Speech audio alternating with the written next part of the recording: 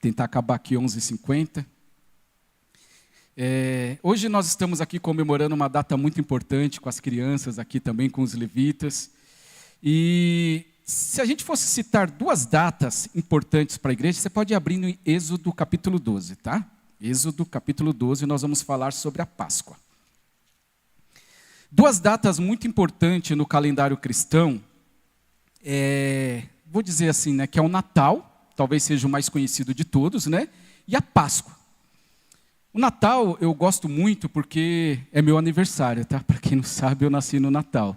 Nasci no dia 25 de dezembro de 1980, às 11h50 da manhã, parto normal, tá? E é interessante porque quase vocês tiveram um pastor que iria se chamar ou Natalino ou Nazareno. Por que vocês estão rindo de Nazareno? Nazareno. Vou explicar por quê. Na época ficou grávida minha mãe ficou grávida, e ficou grávida mais duas irmãs, pastor. Duas irmãs dela, na mesma época. E para não bastar estar grávida minha mãe e duas irmãs, ficou grávida a minha avó, a mãe delas. Minha avó também ficou grávida, ficou as quatro grávidas, ali na Zona Sul, perto de Parelheiros, Varginha, as quatro grávidas. E minha avó sempre foi muito vaidosa, assim, bonitona, né? Parecia que era irmã, até mais nova do que as filhas. Minha avó era uma mulher muito bonita. Ficou as quatro grávidas, nasceu acho que uma em outubro, novembro. Nasceu uma prima minha dia 21 de dezembro, eu nasci dia 25, e a filha da minha avó, minha tia, né, foi a mais nova, ela nasceu em fevereiro. E nasceu 3 meninas, essa foi a minha sorte. Por quê? Porque a minha avó, ela teve 2 filhos chamados Claudinei. Ela teve 22 filhos, pra você ter uma noção. 22 filhos minha avó teve. Eita glória, né? Crescei-vos e multiplicai-vos, né? Ela recebeu isso, meu avô era da Congregação Cristã do Brasil, né? E 22 filhos, né? Então você imagina. A maioria morreu, tá? A maioria morreu, meu avô era marceneiro, ele mesmo fazia ali o caixãozinho, enterrava. Mas ela teve 2 filhos vivos que nasceram, morreu criança, pequenininho, 2 deles chamavam Claudinei. Por que eu falei que eu quase fui? Porque Nazareno, né? Porque se essas minhas tias tivessem filho homem, que nasceram antes de mim, com certeza eles seriam o Claudinei. Aí se eles fossem o Claudinei, eu seria quem? Seria o Nazareno, mas como nasceu 3 meninas, né? E era até engraçado ver minha tia falando, que ela falava assim, né? Que nasceu as 3 meninas lindas, né? Bonitas, né? E nasceu aquele cabeçudinho feio, doente, que só chorava, vivia no hospital, não tinha lugar para achar veia, dava veia aqui na cabeça, achava uma veia na cabeça para dar soro, vivia chorando, magro, ninguém sabia o que eu tinha. E um dia, minha mãe até conta isso, que um dia ela estava pegando uma lotação lá em Parelheiros. Quem conhece Parelheiros? Aqui é longe, né? Para ir lá no Hospital Santa Amaro, Zona Sul, não sei. E entrando no ônibus, eu incomodava o ônibus inteiro, né? Que eu chorava, que era uma maravilha, né? Aí uma mulher chegou até minha mãe, colocou a mão no ombro dela e falou, esse menino não vai morrer. Ela nem sabe se era crente ou nada. Ela falou, Deus tem uma obra na vida dessa criança, não vai morrer, fica tranquila. E vivi em hospital. Depois melhorei um pouquinho, né? Minha tia fala que agora eu sou bonitinho, né? Não sei. Amor de tia, né? Mas, por que eu falei do Natal? Mas tem o Natal e a Páscoa. Mas o mais importante para nós cristãos seria comemorar o quê? A Páscoa. Porque a Páscoa, ela fala da ressurreição de Jesus. E lá em Êxodo, capítulo 12, versículo 1, diz assim: Disse o Senhor a Moisés e a Arão na terra do Egito: Este mês vos será o principal dos meses, será o primeiro mês do ano. Versículo 3. Falai a toda a congregação de Israel, dizendo: Aos 10 deste mês, cada um tomará para si um cordeiro, segundo a casa dos seus pais, um cordeiro para cada família. Mas se a família for pequena para um cordeiro, então convidará ele o vizinho mais próximo, conforme o número de almas, conforme o que cada um puder comer, por aí calculareis quanto bastem para o cordeiro. O cordeiro será sem defeito, macho de 1 ano. Podereis tomar um cordeiro ou um cabrito, e o guardareis até o 14º dia deste mês. E todo o ajuntamento da congregação de Israel imolará no crepúsculo da tarde. Tomarão do sangue e o porão em ambas as ombreiras ombreiras e na verga da porta das casas em que comerem. Naquela noite comerão a carne assada no fogo, com pães ázimos e com ervas amargas a comerão. Não comereis nada cru, nem cozido em água, porém assado no fogo, as pernas e as frissuras. Nada deixareis dele pela manhã, o que porém ficar pela manhã queimá-los-ei, e desta maneira comereis com os lombos cingidos, sandálias nos pés, cajado na mão, comê-lo-eis à pressa, é a Páscoa do Senhor. Versículo 12. Porque naquela noite passarei pela terra do Egito, e ferirei na terra do Egito todos os primogênitos, desde os homens até os animais, executarei juízo sobre todos os deuses do Egito. Eu sou o Senhor. Versículo 13 é o último, tá? E o sangue vos será por sinal nas casas em que estiverdes. Quando eu ouvir o sangue, passarei por vós, e não haverá entre vós praga destruidora, quando eu ferir a terra do Egito. Amém.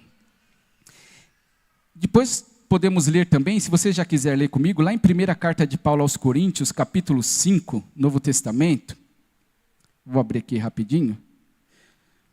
Capítulo 5, versículos 7 e 8.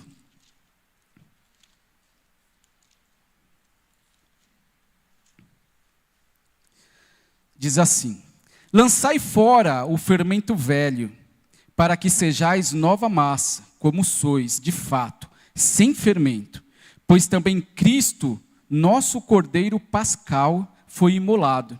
Por isso, celebremos a festa, não com um fermento velho, nem com um fermento da maldade e da malícia, e sim com asmos de sinceridade e da verdade. Amém. Bem, lendo esses dois textos, eu quero deixar aqui uma mensagem rapidinha para você, que esse texto que nós lemos em Êxodo, fala da primeira Páscoa, a instituição da Páscoa.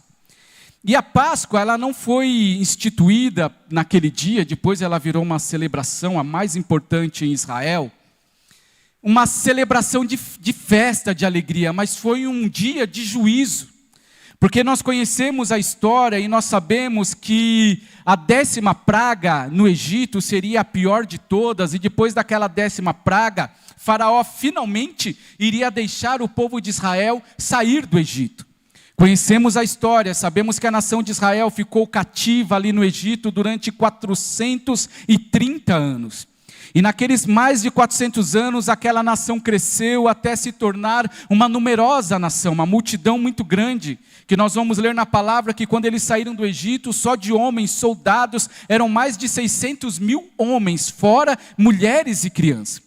E nessa data tão específica, este povo que foi crescendo, se multiplicou, eles viraram escravo no Egito.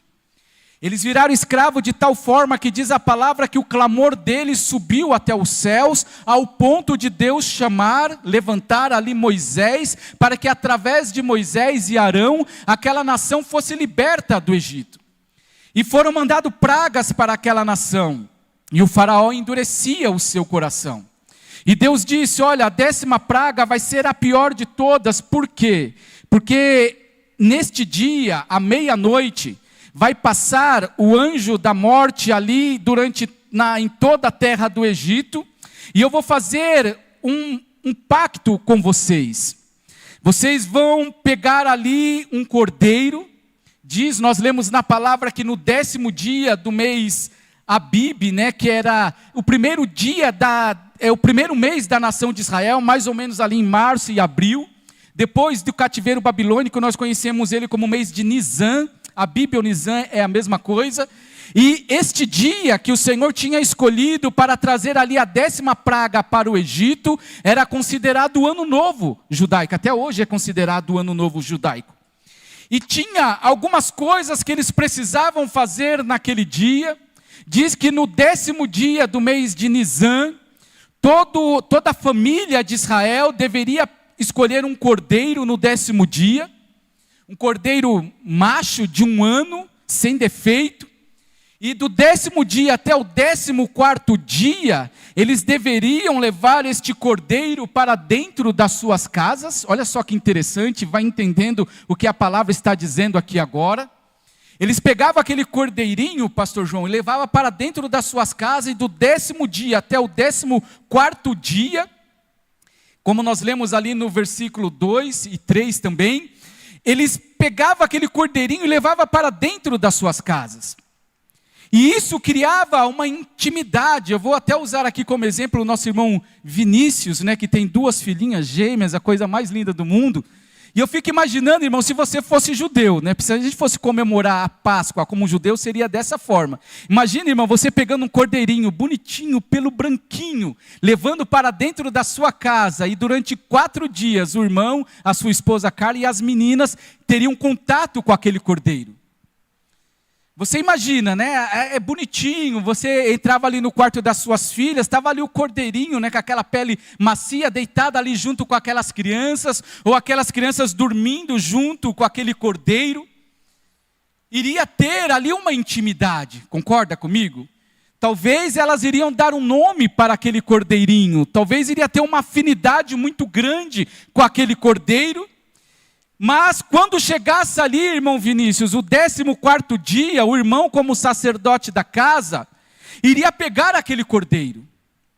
Eu imagino que seria um momento de choro, de tristeza, porque as crianças saberiam, talvez até a sua esposa iria chorar, até você iria chorar, porque teria que pegar aquele cordeiro que morou dentro da sua casa naqueles dias, e iria ter que levar até um local, e naquele local, aquele cordeiro seria sacrificado. Ele seria degolado. E eu estou falando isso para você entender o sentido da Páscoa para mim e para a sua vida, porque às vezes nós temos o entendimento, e eu como pastor da igreja, eu preciso ensinar você a palavra de Deus, você precisa entender o peso da palavra. E nesse dia específico em Israel, aquele sangue que era derramado naquela bacia foi levado para dentro das suas casas, juntamente com aquele cordeiro que foi imolado.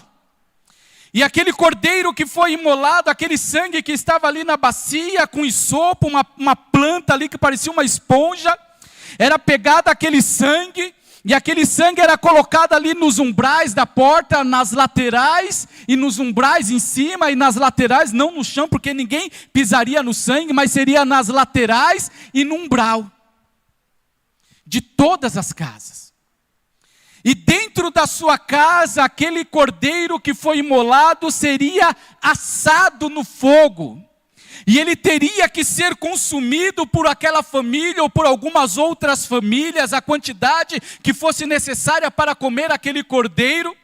E aquele cordeiro durante aquela noite seria assado dentro da sua casa. Imagina uma quinta-feira à noite, mais ou menos. Na segunda-feira pegou o cordeirinho, levou para sua casa, e na quinta-feira aquele cordeiro ele foi imolado. Imagina você, as casas geralmente eram pequenas, imagina a casa de escravos ainda, né? Aquele cheiro dentro da casa, mas aquele cordeiro ele foi sacrificado e ele foi assado no fogo, e toda aquela família teria que comer aquele cordeiro como? Cingidos, vestidos, com calçado nos pés, comendo ali de uma forma muito rápida, juntamente com ervas amargas e pão sem fermento. E aquele pão sem fermento também estou trazendo, eu já trago aqui a revelação para você, eu sei que o Espírito Santo já está trazendo para muitos corações o que isso significa. E por que o pão era sem fermento? Porque quando a mulher ela assava aquela massa, e eu cresci vendo a minha avó fazendo pães deliciosos. Para quem não sabe, vou falar isso, né? Não sei se pode, mas eu era o neto preferido da minha avó. É verdade, vocês dão risada, mas é verdade. Eu era o neto, todo mundo fala, né? Eles me chamam de Dinei, o Dinei era o neto preferido da avó. Então eu via a minha avó fazendo aqueles pães, e como que era feito os pães antigamente? A mulher fazia ali a massa, Cláudia, secretária Cláudia, fazia ali a massa, e eles pegavam um pedaço daquela massa, guardava, E no outro dia, ou depois de alguns dias, quando eles fossem fazer a massa novamente, eles pegavam aquela massa que sofreu fermentação, por isso que é pão sem fermento. Eles pegavam aquela massa, juntavam com uma massa nova, e aquela massa levedava, né? Hoje os fermentos são biológicos, mas naquela época era assim. E aquela massa fazia levedar aquele pão, fazer o pão ficar maior. Então, na Páscoa, eles não deveriam fazer isso. Eles deveriam fazer pão sem fermento. Então, o pão ficava do tamanho desse pãozinho que você comeu hoje, bem fininho, porque não crescia, não tinha fermento. E tudo muito rápido. Por quê? Porque à meia-noite, eu disse, à meia-noite, o anjo da morte passou em toda a nação do Egito. E em todas as casas, exceto a casa de Israel, foi pega de alguma forma. Havia um choro dentro daquela casa, havia um primogênito morto dentro daquela casa. E eu meditando nesta palavra, eu fico imaginando que se eu estivesse lá, minha esposa ela iria sofrer 2 vezes. Por quê? Porque eu sou o primogênito da minha mãe, e eu tenho um filho que é o primogênito da minha casa. Então, na minha casa teria 2 óbitos. E você imagina na nação inteira, diz a palavra que em todas as casas dos egípcios havia choro. Desde o faraó que perdeu o seu primogênito, até aquela pessoa que estava presa, ou o menor servo da casa de faraó, dentro da sua casa havia choro. E o choro dentro daquele país era muito forte. Diz que nunca houve e nunca haveria um dia como aquele, porque havia morte em todos os lugares. Exceto aonde estavam os israelitas, aonde estava ali o sangue na porta, aonde estava um povo comendo ali a Páscoa de uma maneira muito rápida. E por que aquela nação de Israel não sofreu perca? Porque foi feito um pacto com aquela nação. E aquele pacto dizia que aquela casa, que houvesse ali o sangue do cordeiro, o anjo da morte passaria por cima. Por isso o nome Páscoa, Pessar, que significa passar, passagem, ou que eu gosto mais do termo, passar por cima, porque enquanto o anjo passava por cima, ele olhava para uma casa do israelita e via aquela marca do sangue nos umbrais da porta, ele passava por cima, ele passava direto. E quando ele chegava numa casa do egípcio que não tinha a marca do sangue, o anjo da morte entrava naquele lugar e a vida do primogênito era ceifado. É forte isso, né? Mas este é o significado da Páscoa. Mas trazendo para as nossas vidas, eu entendo esta palavra desta forma, que o cordeiro, quando era levado dentro da sua casa, naquele 10º dia, ele criava uma intimidade com aquelas pessoas. E o nosso cordeiro, que é Jesus, que já foi ensinado aqui pela boca das crianças, que é Jesus, o nosso cordeiro pascal, é da mesma forma. Porque ele andou aqui nesta terra, no seu ministério ali com os seus discípulos durante 3 anos. E naqueles 3 anos, os seus discípulos tiveram intimidade com aquele cordeiro pascal, né? E tiveram ali intimidade com aquele cordeiro. Alguns foram mais além, como João, que deitava a sua cabeça no peito de Jesus. Tamanha era a intimidade daqueles discípulos com aquele cordeiro, Jesus. Mas o principal deles, que nós devemos falar aqui nesta manhã, havia uma mãe chamada Maria, que teve contato com aquele cordeiro durante 33 anos. Foi aquela que teve o seu contato mais próximo, a mãe de Jesus. E todas essas pessoas que tiveram aquele contato com o cordeiro, vendo ele morrer naquela cruz do Calvário, de uma forma muito forte, teve uma tristeza no seu coração. Porque a Páscoa é isso. A Páscoa é o ter um entendimento, e nós lemos lá em Coríntios que Paulo fala, comemorai a festa. Celebrai, né? Como foi dito aqui com as crianças, celebrai a festa. Porque o nosso cordeiro pascual, ele foi morto, sim. Mas nesta Páscoa, que foi morta ali na Páscoa judaica, Jesus, ele pegou aquele momento, aquela celebração, E ele trouxe um novo significado para a Páscoa. Ele trouxe um novo propósito, um novo entendimento, e isso nós fizemos isto aqui nesta manhã. Nós participamos da ceia do Senhor. E Jesus, ele ressignificou a Páscoa, ele deu um verdadeiro entendimento. Porque aquilo que acontecia no Antigo Testamento, trazendo para o Novo Testamento, tem tudo a ver com as nossas vidas nos dias de hoje. Porque nós somos salvos, meu irmão, pense nisso, não é porque você é bom, não é porque você é melhor. Você é salvo porque o sangue de Jesus foi vertido na cruz do Calvário por mim e por você.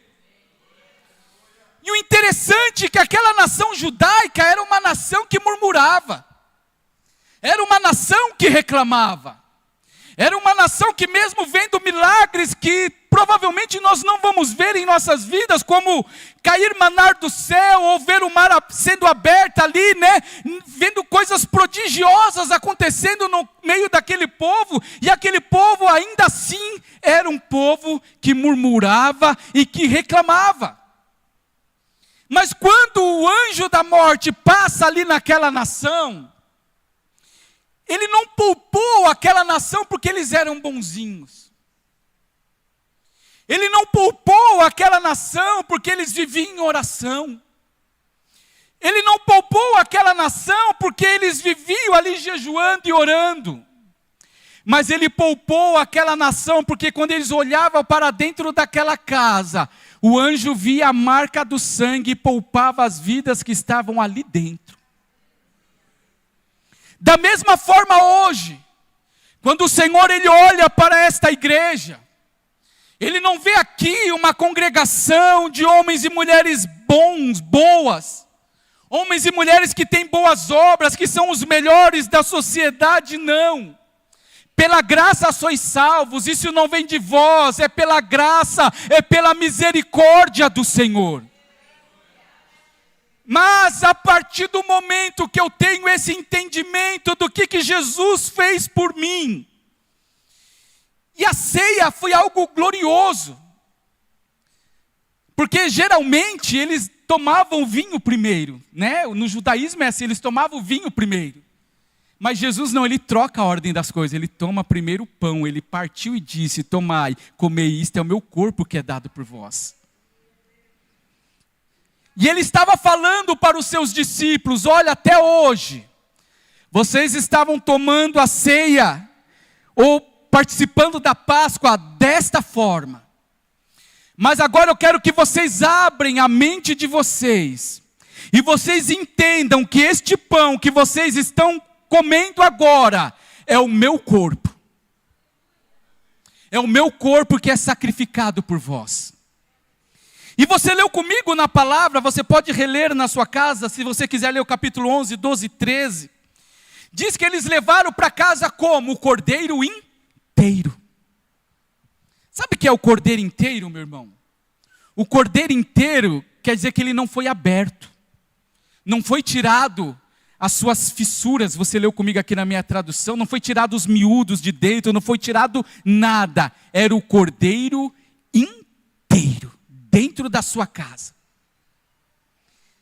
Isso o Espírito Santo me traz agora, que Jesus, quando ele dá aquele discurso duro, que ele fala assim, se vocês não comerem a carne do Filho do Homem, de maneira nenhuma vocês terão parte comigo. E as pessoas começaram a sair, porque a palavra era dura, era difícil. Aí Jesus olha para os seus discípulos, quando viu uma multidão indo embora, aquela multidão que algum tempo depois gritava, crucifica-o, crucifica-o. Solte Barrabás, crucifique Jesus. Talvez alguém ali tenha sido alimentado para aqueles pães, aqueles peixes, né? E quando Jesus parou de multiplicar os pães e os peixes, começaram a gritar, crucifica-o, crucifica-o.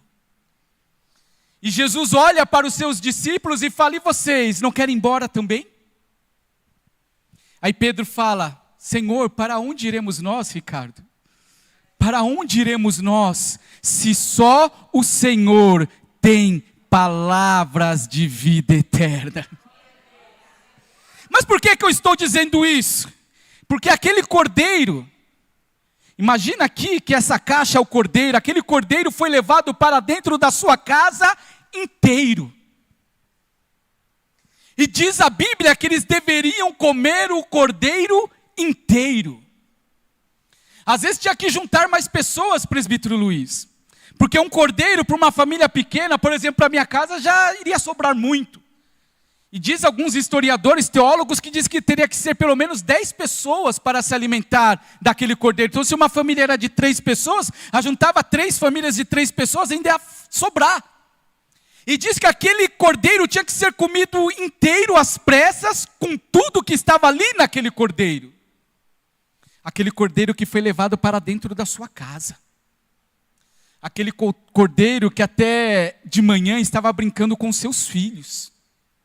Aquele cordeiro que você se afeiçoou, que você gostou dele, você teve intimidade com ele. Agora você tem que comer daquele cordeiro inteiro. E Jesus é o pão vivo que desceu dos céus. Lembra que eu disse no início? É muito difícil eu ouvir Deus falar quando eu já decidi o que eu quero ouvir. É muito difícil. Só que a Bíblia fala aqui que era para comer todo o cordeiro. O problema na igreja hoje é que tem pessoas que só querem comer a parte nobre da carne. Tem pessoas que estão na igreja que só quer o filé mignon de Jesus. Só quer o melhor que Jesus pode dar. Mas a Bíblia fala, você precisa se alimentar do cordeiro inteiro. Você precisa olhar para esta palavra e aceitar ela de uma forma inteira, de Gênesis a Apocalipse, tudo o que está escrito aqui. Porque se eu não tiver esse entendimento que a minha vida ela tem que ser sem fermento, você leu lá em Coríntios comigo. Agora o interessante é que o fermento já não era mais um alimento físico, mas era um alimento espiritual, era um alimento que representa a sua vida. E quando a Bíblia fala que a minha vida ela tem que ser fermento, como nós lemos lá em Coríntios, não é só na semana da Páscoa, como muitos acreditam e fazem. Eu não vou pegar a minha vida na semana da Páscoa e eu vou viver ali em consagração, em jejum, não comendo carne, achando que só aquela semana é o suficiente para mim ter uma vida reta e digna diante de Deus. Não. Mas a Bíblia fala lá em Coríntios, se a gente for ler o capítulo 5, irmãos, não vai ser um tapa, vai ser vários. Sabe aqueles desenhos animados, fica pá, pá, pá, pá, pá, pá, pá, pá. Porque o capítulo 5 de Coríntios é algo muito forte. Às vezes nós pegamos esta palavra, olha que imagem forte. É o teu Cristo. É o seu Jesus que foi sacrificado naquela cruz. É o seu cordeiro. Você não precisa mais pegar um cordeirinho lá fora, porque o sacrifício de Jesus foi único. Ele se entregou uma vez só, para nunca mais precisar desse tipo de sacrifício, que é difícil até de olhar. Eu particularmente eu não gosto. Mas o fermento, diz ali na palavra, era para ser tirado da igreja. Porque a igreja ela estava andando de uma forma errada. Para você ter uma noção, diz ali no capítulo 5 de Coríntios, a gente tem que ler o texto como um todo, diz que um filho estava tendo relações com a sua madrasta, a esposa de seu pai. Olha a gravidade disso. E diz ainda a Bíblia que a igreja deveria tratar aquele assunto, aquela pessoa deveria ser expulsa da igreja. Porque não pode, coisas que não acontecia nem no mundo está acontecendo na igreja. E traz para encerrar, irmãos, quero que você abra de novo lá em Coríntios, só para você entender. Eu preciso explicar a palavra de Deus para você, você gostando ou não gostando. aprovando ou não aprovando, crendo ou não crendo, buscando palavras que você queira ouvir ou não queira ouvir. Mas nós precisamos comer o cordeiro inteiro.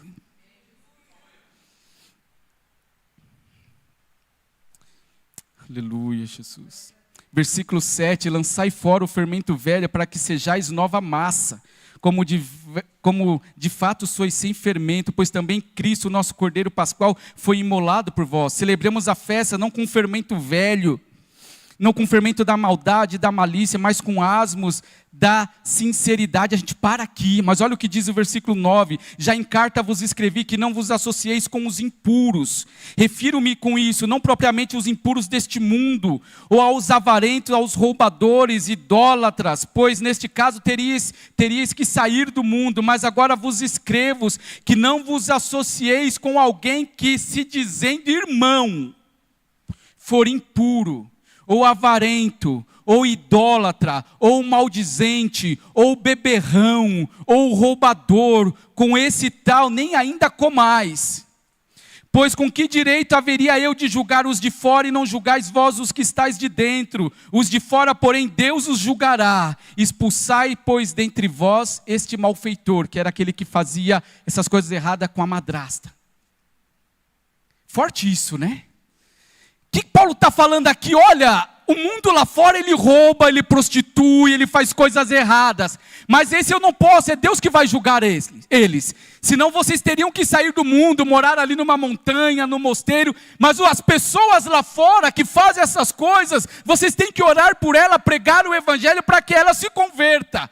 Mas a partir do momento que o fermento velho está dentro da igreja e tem pessoas que se dizem cristão, que praticam estas coisas, Paulo fala, eu não quero que vocês nem comem com elas. Imagina se Paulo fosse pastor hoje da nossa igreja. Já pensou Paulo pastor? Só misericórdia, ia ser cajado todo culto. Mas nós como igreja, nós precisamos, irmão, tirar o fermento velho. Porque se eu faço parte de um corpo que foi comprado, lavado e remido pelo sangue do Cordeiro, eu não posso viver uma vida com fermento. E repito, esta vida com fermento não é uma semana que vai modificar a sua vida, é a sua vida toda. Porque quando você aceita Jesus como Senhor e Salvador da sua vida, as coisas velhas, olha só, o fermento traz esse sentido de coisas velhas. As coisas velhas já passaram e eis que tudo se fez novo. Então se eu estou na igreja e eu deixo essas coisas entrar na minha vida, eu estou errado, porque em Cristo nós temos a esperança, Cristo em nós, tem um versículo que fala isso, né? Cristo em nós a esperança da glória, comamos o cordeiro inteiro. Nós precisamos abandonar o fermento velho. E eu quero encerrar esta mensagem, ainda conseguimos acabar cedo, mas você precisa fazer essa reflexão na sua vida. Você entendeu o que é fermento velho, né? Não precisa explicar mais, eu preciso. Fermento velho é aquilo que te afasta do Senhor. O fermento velho é aquilo que te seduz no mundo lá fora. O fermento velho é aquilo que te faz falar coisas que você não deveria falar. Viver coisas que você não deveria viver. O fermento velho é o pecado que te afasta de Deus. E muitas das vezes nós erramos, nós não crescemos, porque nós deixamos certas situações tomar conta da nossa vida. Sendo que o que é mais importante nós devemos fazer, que é adorar o Cordeiro. Porque o Cordeiro judaico, ele morria, o seu sangue era ali aspergido nos umbrais, eles comiam o cordeiro inteiro e acabou. Mas o cordeiro cristão, da mesma forma, ele foi imolado, ele verteu o seu sangue, mas diz que ao terceiro dia, aleluia, ele ressuscitou. E se eu tiver a oportunidade de comprar uma passagem, ir até Jerusalém, e lá onde as pessoas acreditam, onde foi colocado o seu corpo, eu vou encontrar uma placa lá, e nessa placa vai estar escrito, ele não está mais aqui. Porque ele já ressuscitou, ele está à destra de Deus. E nós lemos, se coloque de pé nesse instante. que nós temos que comemorar a festa. Meu irmão, eu tenho que tirar o fermento velho da minha vida e começar a comemorar a festa. E essa festa não é só para ser comemorada numa data específica que foi feita ali pelo homem, onde se vende, no caso de hoje, muitos chocolates. Não. Mas essa festa, meu irmão, eu tenho que comemorar todos os dias da minha vida. É eu mudar o meu semblante e você olhar para mim, e ver alguém vencedor. Porque a minha ressurreição, Jesus, Ele ressuscitou, está à destra do Pai, e Ele já levou cativo o cativeiro. Eu não tenho mais que viver um cativeiro na minha vida. Mas eu tenho que me alegrar todos os dias da minha vida e glorificar a este Deus, porque o meu Cordeiro Pascual, Ele foi sacrificado por nós, mas ao terceiro dia, Ele ressuscitou, e Ele tem todo o poder e autoridade nos céus e na terra. Você pode colocar a mão no seu coração agora?